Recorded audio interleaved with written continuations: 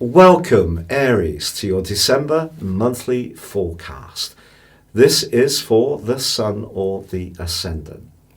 If you've yet to subscribe to my channel, I'd be honoured if you did so now. Please click or tap on the bell notification symbol. This month begins with a sense of anticipation for us all. Jupiter, the planet of growth, is set to relocate on the 3rd into the sign of Capricorn. For you, this is your sector of success.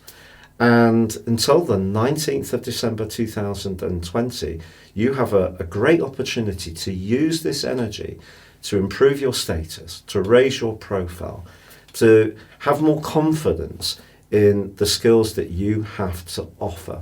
So it really can be a fantastic opportunity. Now, it is true to say that technically Jupiter is in full in the sign of Capricorn. But people who have Jupiter in Capricorn in their natal horoscopes often are very businesslike and can end up rather well off. So I do want you to see the positives in this change. But as this month begins, the Sun's actually in your sister fire sign of Sagittarius, along with Jupiter for its last 2 days. And that gives you a sense of wanting to expand and travel, experiment, perhaps be a bit more adventurous. And yet Venus, the planet of love and affection, is also in Capricorn as this month begins, along with Saturn and Pluto, which are getting ever closer together. But alongside Venus is Ceres, the asteroid of nurture. And in the sign of Capricorn, we need to think of the Earth, because it's an Earth sign, and Saturn is to do with structure. And I just feel that this can make you think quite seriously about your relationships. If you're looking to find a new property, this could be a critical influence and could see you really planning something that can work out extremely well for you. But also Mercury, the planet of communication, is in the sign of Scorpio, where it's particularly businesslike or particularly penetrative and psychological. Also here is Mars, the planet of passion and desire. So as you come into this month, a more businesslike side of your nature can definitely be aroused. But there are some potential challenges. On the 4th, there is a quarter moon, and this is cosseting Neptune, the planet of dreams, the planet of shifting reality. And for the next week, the Sun continues to square up with Neptune.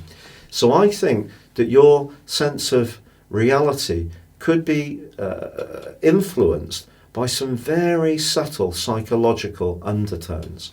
And it might be possible that if something doesn't go quite to plan, that you could feel a little bit undermined.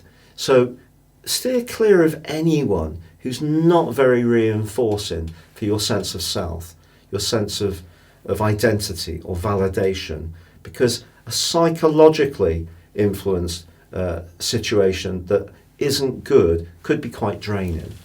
However, ironically, from the 7th to the 18th, your ruler forges a magical influence with Neptune. And this suggests that if you can find your way through the potential for exaggeration that the Sun's square with Neptune creates and that quarter moon, with just tuning into your instincts in a way which is really good for you, then that can actually see you do enormously well. And by following a hunch, it could be around a business situation that you thrive. Also from the 6th through to the 10th, Venus and Neptune are in a beautiful alliance. It's possible that someone that you're getting to know better in a professional environment could actually be a real asset to you. They may not be someone who's going to come out and say it in a very obvious way, but they could pull some strings behind the scenes on your behalf. But also, if you employ people or you work in a larger organisation, if you're someone who does tend to be a good citizen, you care for others, I think you could find that others become much more responsive to what you have to offer, which is delicious. Also on the 7th, Mercury emerges from shadow. Now, what does this mean? Well, on the last day of October, Mercury went into a retrograde.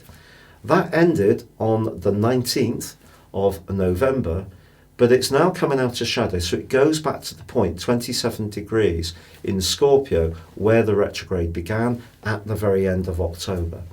If there has been a business tangle, or something to do with a pension agreement, or to do with a contract, or a legacy, then it can finally be sorted by the 7th, and that's something to really celebrate. By the 9th, Mercury moves into the sign of Sagittarius too, which is fantastic if you're wanting to mix and mingle in this festive season.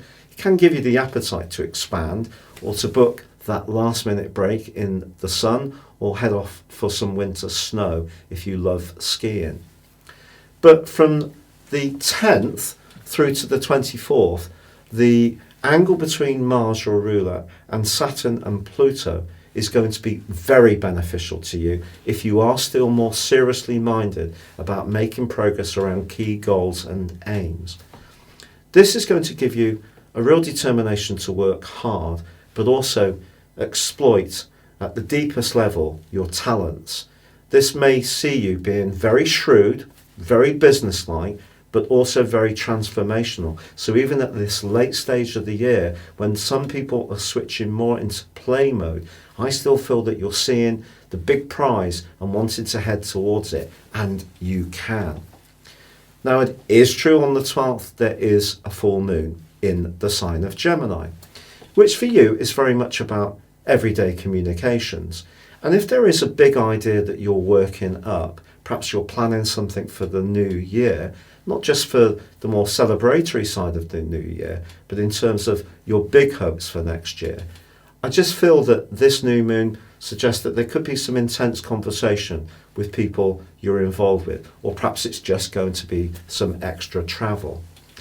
But on the 20th, Venus moves into Aquarius, and it couldn't really get much better in the run-up to Christmas Day for you, because this is the most sociable sector for Venus to travel through, but it is going to be squaring up to Uranus in the run-up to Christmas Eve.